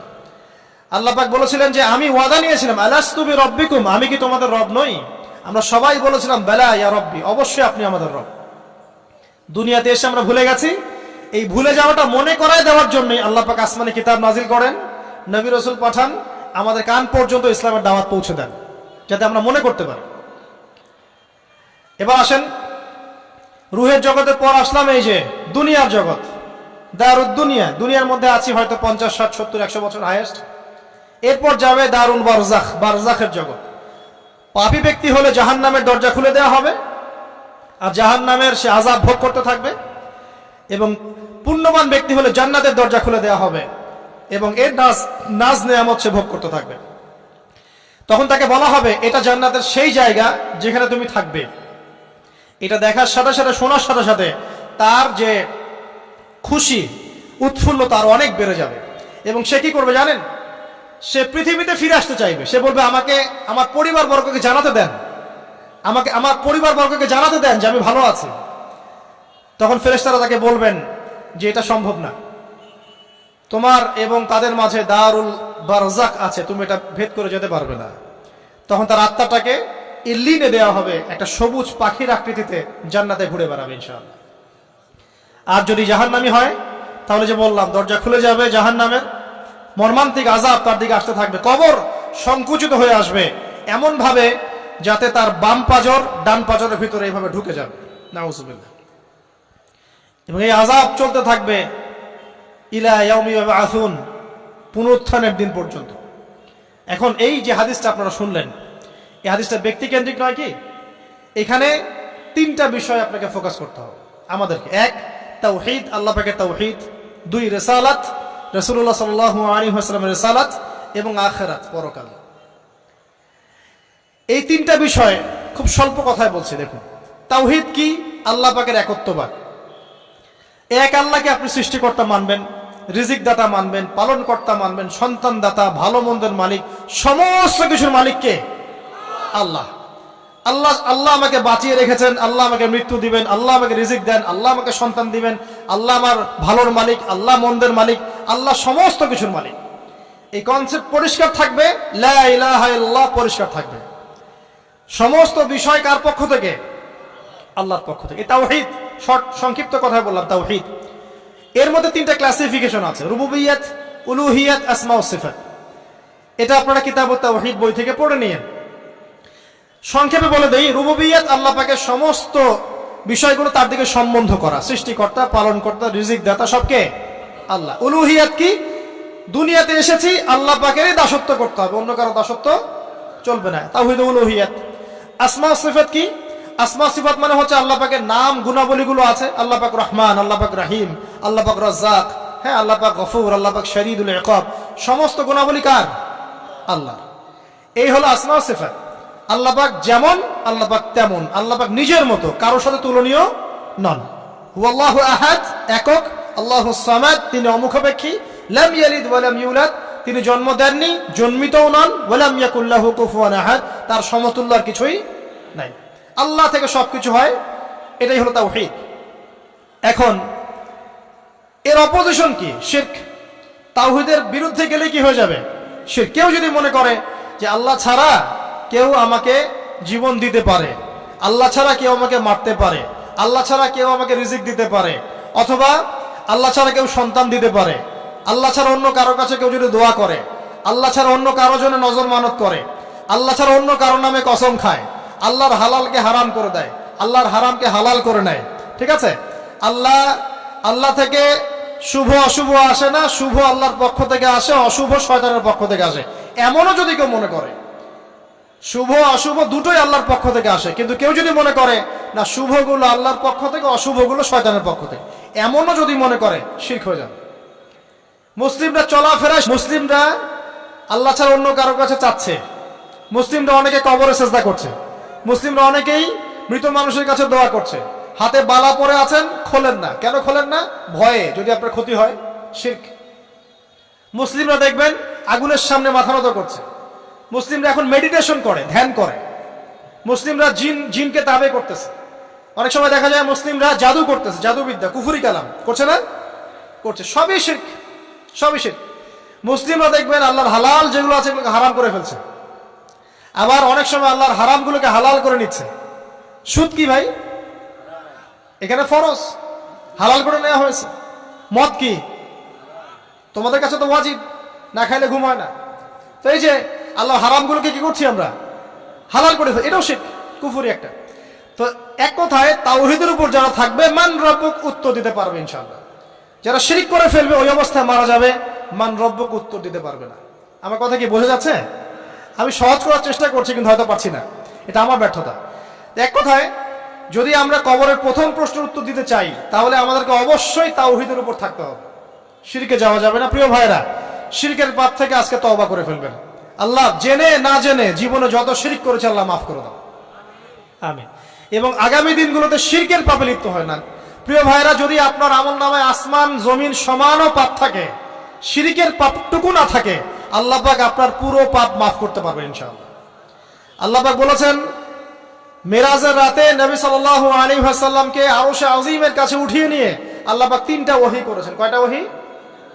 একটা ছিল 5 ওয়াক্ত নামাজ, ঠিক আছে, 2টা হচ্ছে 2 নাম্বার হচ্ছে সূরা বাকারার শেষের 3টা আয়াত, 3 নাম্বার একটা ওয়াদা, একটা প্রতিশ্রুতি। সেটা কি? হে মুহাম্মদ সাল্লাল্লাহু আলাইহি ওয়াসাল্লাম, তোমার উম্মতের মধ্যে কেউ যদি আসমান জমিন সমান পাপ নিয়ে আমার সামনে হাজির হয় কিন্তু আমার সাথে কাউকে শরিক না করে, শিরক না করে, তাহলে আমি আল্লাহ তার সামনে আসমান জমিন সমান ক্ষমা নিয়ে হাজির হব, মানে মাফ করে দেওয়া হবে ইনশাআল্লাহ। অতএব শিরকের পাপে যায় না, ইনশাআল্লাহ জান্নাতে যাওয়া যাবে। যে ব্যক্তি মন থেকে একবার লা ইলাহা ইল্লাল্লাহ পড়েছে, সমস্ত বিষয় আল্লাহর দিকে সুপর্দ করে, তার অন্যান্য অনেক পাপ থাকতে পারে, আল্লাহ পাক চাইলে সব পাপ মাফ করতে পারে। অতএব মান রব্বুক উত্তর দিতে চাইলে শিরকের পাপে যাওয়া যাবে? যাবে না। আধুনিক শিরকের মধ্যে সবচেয়ে ভয়ঙ্করটা হচ্ছে এটা যে আমরা আল্লাহর হালালকে হারাম করে নিচ্ছি, হারামকে আবার হালাল করে ফেলছি। এখানে যায় না, সবকিছু আল্লাহ থেকে আসে। দোয়া আল্লাহর জন্য করবেন, নামাজ আল্লাহর জন্য, সবকিছু ইবাদত আল্লাহর জন্য, দ্বীনি ইলম অর্জন আল্লাহর জন্য। প্রতিটা কাজের করার আগে নিয়ত ফিক্স করবেন, কেন করব? পরকালীন স্বার্থ থাকলে করব, না হলে করব না। কেন তুমি টিকটকে যাবা না? কারণ পরকালীন কোনো স্বার্থ নাই। কেন তুমি ফ্রি মিক্সিং অ্যাফেয়ার্সে যাবা না? কারণ পরকালীন কোনো স্বার্থ নাই। কেন মদ খাবা না? পরকালীন কোনো স্বার্থ নাই। কেন মিউজিকে যাচ্ছ না? কারণ পরকালীন কোনো স্বার্থ নাই। কেন তুমি এই যে সুদ খাবা না? কারণ পরকালীন কোনো স্বার্থ নাই। যে কাজে পরকালীন কোনো স্বার্থ নাই সে কাজে কোনো মুমিন মুসলিম নাই। কেন নামাজ পড়বো? কারণ পরকালীন স্বার্থ আছে। কেন রোজা রাখবো? পরকালীন স্বার্থ আছে। কেন আমি হালাল বিয়ে করব, হারাম জেনায় যাব না? পরকালের স্বার্থ আছে। কেন আমি যাকাত দিব, ব্যবসা করব, সুদ খাবো না? কারণ পরকালের স্বার্থ আছে। কেন ইসলামের দাওয়াত দিব? পরকালের স্বার্থ আছে। কেন হাদিস প্রচার করব? কারণ পরকালের স্বার্থ আছে। ইসলামের জন্য সবর করব কেন? পরকালের স্বার্থ আছে। পরকালের স্বার্থ যেখানে, মুসলিম সেখানে। পরকালীন স্বার্থ নাই, আমরা নাই। প্রত্যেকটা কাজ করার আগে নিয়তটা ফিক্স করতে হবে, পরকালের কোনো স্বার্থ আছে? যদি বলে হ্যাঁ আছে, তাহলে করবে। স্বার্থ নাই, আমি নাই। কোন ফুজুল কি বাত বা ফাহেসা কোনো কাজ, এসব কাজে আমরা নাই, বিকজ এগুলোতে কোনো পরকালীন স্বার্থ নাই। ব্যাস, আমাদের জীবনের প্রতিটা মোমেন্ট, প্রতিটা সেকেন্ড আল্লাহর দেয়া দান। আমি নিজের ইচ্ছা মতো এটাকে অপব্যয় করতে পারি না। হ্যাঁ, আপনি মিউজিক শুনতে চান, আপনি সং পছন্দ করেন, আপনি নাশিদ শোনেন, ইসলামিক নাশিদ শোনেন, ওখানে আপনার ইমান একটু দীপ্ত হবে, পরকালীন স্বার্থ আছে। আপনি নিজের যৌন চাহিদাকে দমন করতে পারছেন না, হালালভাবে বিয়ে করে নেন। বিয়ে করার পর আপনি যত ইচ্ছা স্ত্রীকে মহব্বত করেন, প্রত্যেকটা মহব্বতে নেকি পাবেন। এমনকি স্ত্রীর দিকে নেক নজরে তাকাবেন, তাতেও নাকি। তার মুখে খাবার তুলে দেবেন, তাতেও নাকি। তার হাত ধরে হাঁটবেন, তাতেও নাকি। তাকে নিয়ে রাতে চাঁদ দেখবেন, তাতেও নাকি। আপনি আপনার নিয়তটাকে চেঞ্জ করেন, কাজের ডাইরেকশন চেঞ্জ করেন। পরকালের স্বার্থ থাকলে করবো, না হলে করবো না। আপনি পছন্দ করেন ঘুরে বেড়াতে, আল্লাহর দিনের দায়ী হয়ে ঘুরে বেড়ান না, সমস্যা কি? আল্লাহর জমিন ঘুরে দেখেন, এইসব অবান্তর কাজে লিপ্ত না থেকে আল্লাহ পাকের নিদর্শনগুলো ঘুরে দেখেন, আপনার ইমান বাড়বে ইনশাআল্লাহ। আপনার সংস্কৃতি ভালো লাগে, ইসলামিক সংস্কৃতি মেনে চলেন। আপনি কবিতা লিখতে ভালোবাসেন, ইসলামিক কোনো কবিতা লেখেন। আপনি উপন্যাস পড়তে ভালোবাসেন, ইসলামিক কোনো উপন্যাস পড়েন। আমি বলছি না এগুলোর বাইরে কোনো পড়াশোনা করা যাবে না, এমনটা আমি কিন্তু বলছি না। আমি বলছি আপনি আপনার পুরো কাজটাকে আগে ফিক্স করবেন পরকালের কোনো স্বার্থ আছে কি নাই।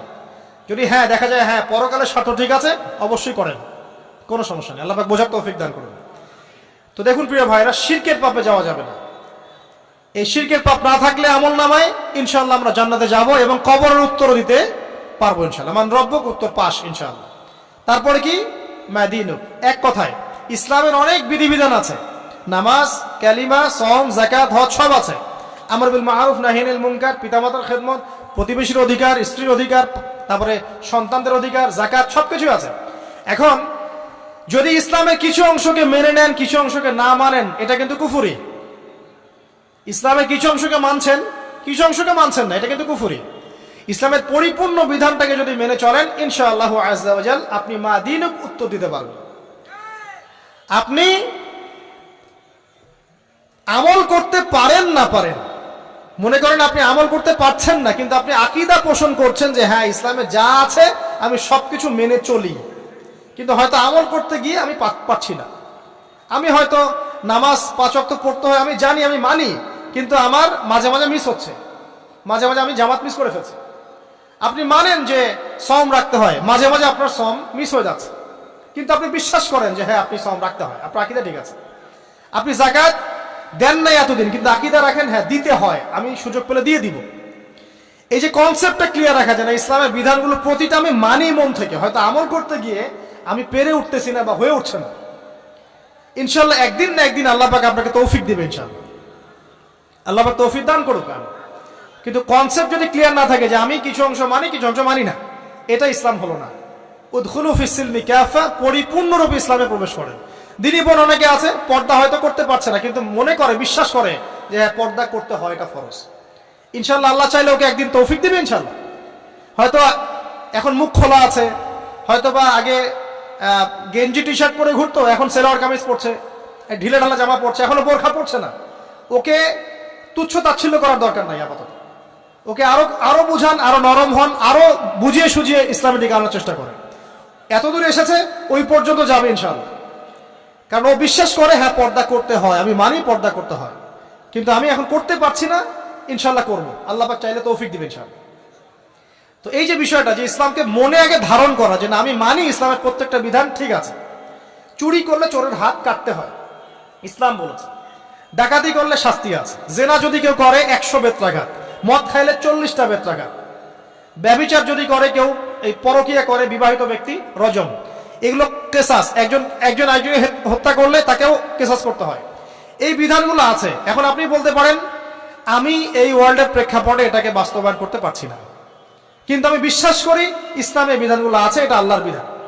ইনশাআল্লাহ আপনি মাফ পেয়ে যাবেন, ইনশাআল্লাহ আল্লাহ চাইলে আপনি মাফও পেয়ে যাবেন। কিন্তু যদি মনে করেন না এই যুগের এগুলো চলেই না, আমি আল্লাহ পাকের এসব বিধান কিচ্ছু মানি না, আমি যে বিধান বুঝি এটাই চূড়ান্ত, তাহলে খবর আছে, তাহলে মাদিনুক উত্তর দিতে পারবেন না। তো বুঝেন, বিষয়টা বোঝেন, আকীদাটা ক্লিয়ার করেন যে না আমি পারতেছি না, এটা একটা বিষয়, কিন্তু আমি বিশ্বাস করি ইসলামের এগুলো অংশ, হয়তো আমি এখন পারছি না, ইনশাআল্লাহ ভবিষ্যতে পারবো। আল্লাহ চাইলে আপনাকে তৌফিক দিবেন ইনশাআল্লাহ। আমরা দোয়া করি আল্লাহ পাক আমাদেরকে পরিপূর্ণরূপে ইসলামে প্রবেশ করার তৌফিক দান করুন। আর সর্বশেষ কি, এটা যদি করতে পারে মাদিনুক উত্তর দিতে পারবে। মান নবিয়ুকে উত্তর কখন দিতে পারবে? যখন একজন ব্যক্তি সারা জীবন নবী সাল্লাল্লাহু আলাইহি ওয়াসাল্লামের সুন্নতের উপর আমল করতে পারবে। এই যে ঘুম থেকে উঠলেন, ব্যাস ব্রাশটা নিয়ে দৌড়ে চলে গেলেন বাথরুমে, কি জন্য? ঘুম থেকে উঠলেন, আগে চোখটা একটু ঘষতে হবে, মুখে হাত দিতে হবে, তারপরে আপনি দোয়া পড়বেন। কি দোয়া পড়বেন? আলহামদুলিল্লাহিল্লাযী আহইয়ানা বা'দা মা আমাতানা ওয়া ইলাইহিন নুশুর। তারপরে আপনি যাবেন বাথরুমে। দোয়াটা না পড়ে কেন গেলেন? ঘুমাচ্ছেন, ঘুমানোর আগে আপনি অবশ্যই বলবেন। ঘুমানোর আগে একদম একটা গান শুনে, একটা গার্লফ্রেন্ডের সাথে 10টা মিনিট কথা বলে হ্যাঁ জান রাখি, ব্যাস, তারপরে ঘুমিয়ে গেলেন। ঘুমটা আপনার জন্য ইবাদত হলো না? হারামে লিপ্ত হতেন না?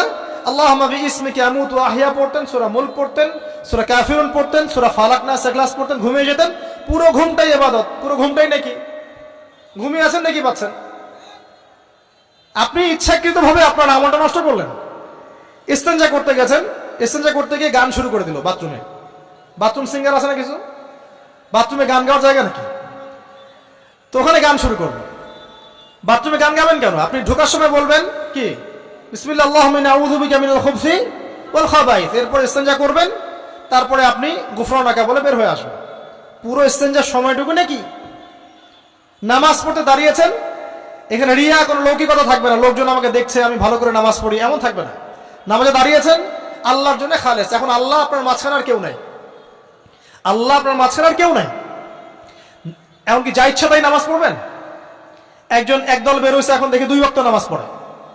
তাদের বক্তব্য হচ্ছে যে 5 ওয়াক্ত নামাজ নাকি কোরআনে নাই, আর ওরা খালি কোরআন মানে হাদিস নাকি মানে না। কত যে ফেরকা এখন বেরোইছে আল্লাহ ভালো জানে। তো 5 ওয়াক্ত নামাজ কোরআনে নাই বলে, সুবহানাল্লাহ। তো 2 ওয়াক্ত নামাজ পড়ে। তো এখন নামাজ কি মন গড়া ভাবে পড়লেই হবে? ফজরের নামাজে দাঁড়িয়েছেন, ফজর নামাজ কয় রাকাত? 2 রাকাত। এখন আমি যদি বলি নামাজ তো ভালো কাজ, 2-এর জায়গায় 4 পড়লে কি সমস্যা ফজরে? যদি এমনটা বলি হবে? কেন হবে না? কারণ নবী সাল্লাল্লাহু আলাইহি ওয়াসাল্লাম 2 পড়েছেন, আমাকে 2 পড়তে হবে, সিম্পল। 4 পড়লে আপনার নামাজ বাতিল। ফজরের নামাজ 4 রাকাত পড়লে নামাজ কি বাতিল হবে না? মাগরিবের নামাজে দাঁড়িয়েছেন 3 রাকাত নামাজ, তখন আপনি মনে চিন্তা করছেন না 3-এর জায়গায় আমি 4 পড়বো, 5 পড়বো। নামাজ তো ভালো জিনিস, বেশি করলে কি সমস্যা? সবকিছু বেশি করতে হয় না। রাসূলুল্লাহ সাল্লাল্লাহু আলাইহি ওয়াসাল্লাম যা দিয়েছেন তাই করতে হয়, এর নাম সুন্নত। বাইরে গেলে হবে কি? বেদাত। প্রত্যেকটা কাজ খেয়াল করতে হবে। তো প্রত্যেকটা আমল এভাবে। নামাজ, এই যে রোজা রাখবেন, রমজান মাসে রোজা রাখলে এটা ফরজ। আর আপনি চিন্তা করেন রোজা তো ভালো জিনিস, আমি রমজানও রাখবো, শাবান পুরো 2 মাসে রাখবো, হবে? দেখেন, নফল বিষয়টা আলাদা, আমি ফরজের কথা বলছি। কেউ যদি মনে করে ফরজ রোজা আমি 2 মাসে রাখবো, রমজানও রাখবো, শাবানও রাখবো, রোজা ভালো জিনিস করলে কি সমস্যা হবে? হবে না। এভাবেই হজ করতে হয় ওইখানে আরাফার মাঠে। আপনি মনে করেন কুড়িগ্রামে হজের একটা জায়গা বানাইলাম আমরা, মনে করেন কথার কথা, এমনও কিন্তু জায়গা আছে মানুষ অন্য জায়গায় হজ করে, কিন্তু আপনি ভাবছেন এমনি এমনি বলছি। এমন অনেক ফেরকা আছে মুসলিমদের মধ্যে, মুসলিম নামধারী, এগুলো মুসলিম না, হজেরও জায়গা বানাইছে আলাদা, ওখানে হজ করে, ওখানে তাওয়াফ করে। এখন হজ যেখানে করতে হবে ওখানে না করে যদি এখানে করি, হবে? হবে না। যাকাত দেওয়ার একটা লিমিট আছে, এইটুক দিতে হবে। আপনি এখন কম দিলেন, হবে? আবার দিলেন না আমি একদম বেশি দিয়ে ফাটায় ফেলাবো একেবারে, সেখানে হবে? তো এই জিনিসগুলো খেয়াল রাখতে হবে যে আমাদের এক কথায় নবী সাল্লাল্লাহু আলাইহি ওয়াসাল্লামের সুন্নাহটা মেনে চলা। আমলের ক্ষেত্রেও একইভাবে, আপনার অর্থনৈতিক জীবনেও নামাজ, রোজা, হজ, জাকাত আপনার পারফেক্ট। এবার আপনি এসেছেন অর্থনীতির ক্ষেত্রে, এসে মাশাআল্লাহ দাড়ি টুপি জুব্বা নিয়ে মাপে কম দিচ্ছেন, চলবে? দাড়ি টুপি জুব্বা আছে, মানুষকে ঠকাচ্ছেন, মজুদ করছেন, সিন্ডিকেট করছেন, অনেক সময় সরকারকে বিব্রত করে ফেলছেন, মাল মজুদ করছেন, দাম বেড়ে যাচ্ছে, বিব্রত হচ্ছে সরকার, হবে? দাড়ি টুপি পাগড়ি জুব্বা পরে, ভিতরটা আগে। ইমান ভিতরে না থাকলে দাড়ি টুপি দিয়ে লাভ আছে? তাকওয়া ভিতরে না থাকলে আমার দাড়ি টুপি দিয়ে লাভ আছে? মুহসিন হতে হবে। সো ইকোনমিক সেকশনে গিয়েও নবীর আদর্শ ভুলে যাওয়া যাবে না, সেখানেও তার আদর্শ মেনে চলতে হবে। এভাবেই সমাজ জীবন, পরিবার, সর্বক্ষেত্রেই নবীর সুন্নাহ মেনে চললে পরে ওই ব্যক্তিকে উত্তর দেওয়া যাবে ইনশাআল্লাহ, তিনি আমাদের নবী মুহাম্মদ রাসূলুল্লাহ সাল্লাল্লাহু আলাইহি ওয়াসাল্লাম। সর্বশেষ গিয়ে বলা হবে কিভাবে জানলে? তখন উত্তর কি দিবে মুমিন? আমি আল্লাহর কিতাব পড়েছি, ঈমান এনেছি, এরপরে আমি সত্যায়ন করেছি। তার মানে পড়াশোনা করতে হবে না ভাই? আল্লাহর কিতাব পড়তে হবে না? কারা কারা আল্লাহর কিতাব পড়তে জানেন হাত তোলেন। আলহামদুলিল্লাহ। আগামী রমজান আসার আগেই পুরো কোরআন এক খতম করবেন, পারা যাবে ইনশাআল্লাহ? এবং প্রত্যেক দিন আমাকে ওয়াদা করেন, প্রত্যেক দিন 1 পারা করে কোরআন তেলাওয়াত করব, পারবেন ইনশাআল্লাহ? না বলেন পারবো ইনশাআল্লাহ? পারবো ইনশাআল্লাহ। আল্লাহ পাক তৌফিক দান করুন, আমিন। কোরআন পড়তে হবে। শুধু কি জাস্ট তোতা পাখির মতো পড়েই যাবেন সারা জীবন? অর্থটা একটু বোঝার চেষ্টা করবেন না ভাই? করা উচিত না? করা উচিত। যদি আপনার সামর্থ্য থাকে আপনার অবশ্যই করা উচিত। সামর্থ্য নাই, বয়স হয়ে গেছে, পারেন না, সেটা আলাদা বিষয়। সামর্থ্য আছে আপনার অবশ্যই উচিত। আলহামদুলিল্লাহি রাব্বিল আলামিন মানে কি? আর রহমানির রহিম মানে কি? মালিকি ইয়াউমিদ্দিন বলছি, এটা মানে কি? ইয়াকা না'বুদু বলছি, ওয়া ইয়াকা নাস্তাঈন, এর অর্থ কি? ইহদিনাস সিরাতাল মুস্তাকিম মানে কি? সিরাতাল লাযীনা আন'আমতা আলাইহিম গায়রিল মাগদুবি আলাইহিম ওয়ালাদ-দালিন, কি অর্থ, কি বললাম? নামাজে এটার অর্থ জানলে মনোযোগ কি ডানে বামে যাবে? যাবে না ইনশাআল্লাহ। এই যে আল্লাহ পাক বলছেন ইয়া আইয়ুহাল্লাযীনা আমানুত্তাকুল্লাহ, হে মুমিনগণ আল্লাহকে ভয় করো। হাক্কা তুকাতিহি ওয়া লা তামুতুন্না ইল্লা ওয়া আনতুম মুসলিমুন। তোমরা এমনভাবে আল্লাহকে ভয় করো, ভয় করার মতো ভয় করো, এবং পরিপূর্ণ মুসলিম না হয়ে মৃত্যুবরণ করো না। এর অর্থটা জানলে ভালো লাগলো না? বুঝতে পারলাম না কোরআনটা? আল্লাহ বলছেন ওয়াদারু মা বাকিয়া মিনার রিবা, সুদের অবশিষ্ট অংশ ছেড়ে দাও। ওয়া ইল্লাম তাফআলু ফাআযানু বিহারবিন মিনাল্লাহি ওয়া রাসূলিহি, যদি না করো আল্লাহ এবং রাসূলের সাথে যুদ্ধের ঘোষণা শুনে রাখো। অর্থ জানলে হেদায়েত পাওয়া যায় না? অতএব অর্থটা জানার চেষ্টা করেন। আল্লাহ পাক তৌফিক ইনায়াত করুন। অর্থ বোঝার ক্ষেত্রে যদি কোনো প্রতিবন্ধকতা পান সামনে, আলেম ওলামার কাছে যাবেন, জিজ্ঞাসা করে অর্থ জেনে নেবেন। নিজে নিজে আবার মন করা ব্যাখ্যা করতে যায় না। কোরআন বুঝতে গেলে হাদিস লাগবে, হাদিসগুলো পড়তে হবে। হাদিসের কিছু বই কিনবেন, রিয়াদুস সালেহিন, ফয়জুল কালাম, এই যে আপনারা পড়েন, মুনতাখাব হাদিস পড়েন, ঠিক আছে, বুলুগুল মারাম মিন আদিল্লাতিল আহকাম, মিশকাতুল মাসাবি, এই বইগুলো বাসায় রাখবেন। এরপরে আস্তে আস্তে কিনবেন আবু দাউদ, তিরমিজি, নাসাই, এগুলো কিনবেন। পরে গিয়ে বুখারী মুসলিমের অনুবাদ কিনবেন, আগে কিনবেন না। এগুলো কঠিন হাদিস, এগুলো আগে পড়লে আপনি মাথাটা আপনার কিন্তু ঘুরতে থাকবে। তো আগে কি ক্লাস 8-এ পড়বেন না আগে এইচএসএ দিবেন? আগে ক্লাস 7-8 পার করে যান, তারপরে ওদিকে যান। আল্লাহ বোঝার তৌফিক দান করুন। প্রিয় ভাইরা, ইলম অর্জন করতে হবে। ইলম অর্জন করলে পরে আপনি তালেবে ইলম, তালেবে ইলমের পায়ের নিচে আল্লাহর ফেরেশতারা পাখা বিছিয়ে দিবে ইনশাআল্লাহ তাআলা। ইলম অর্জন করে আপনি যখন আলেম হবেন বা দ্বীনের জ্ঞান অর্জন করবেন, তখন আপনি দাওয়াতের কাজও করতে পারবেন। আপনার দাওয়াতে যত মানুষ ইসলামের দিকে আসবে সমস্ত নেকি আপনি পাবেন ইনশাআল্লাহ। এবং যখন আপনি আরো বড় আলেম হয়ে যাবেন, আল্লাহ তৌফিক দান করুন, তখন আসমানের যত মাখলুক এবং জমিনের যত মাখলুক, এমনকি গর্তের মধ্যে যে পিপিলিকা আছে সেগুলাও, এমনকি সাগরের নিচের মাছ আপনার জন্য ইস্তেগফার করবে, দোয়া করবে ইনশাআল্লাহ। আল্লাহ পাক আমাদের সবাইকে শিরক মুক্ত আমল করার তৌফিক দান করুন, আমিন। আল্লাহ তাওহীদের উপর থাকার তৌফিক দান করুন, আমিন। আল্লাহ পাক আমাদের সবাইকে দ্বীন ইসলাম পরিপূর্ণরূপে পালন করার তৌফিক দান করুন, নবী সাল্লাল্লাহু আলাইহি ওয়াসাল্লামের আদর্শ মেনে চলার তৌফিক দান করুন, এবং দ্বীনের জ্ঞান অর্জন করার তৌফিক দান করুন। দুনিয়াতে আমরা যতদিন বেঁচে থাকবো ইসলামের উপর যেন বেঁচে থাকতে পারি, এবং আমাদের মৌতের পর দারুল বারজাখ বা কবরের জিন্দেগি, আল্লাহ পাক আমাদেরকে এই ভয়াবহ ফিতনা থেকে, আযাব থেকে হেফাজত করুন, আমিন।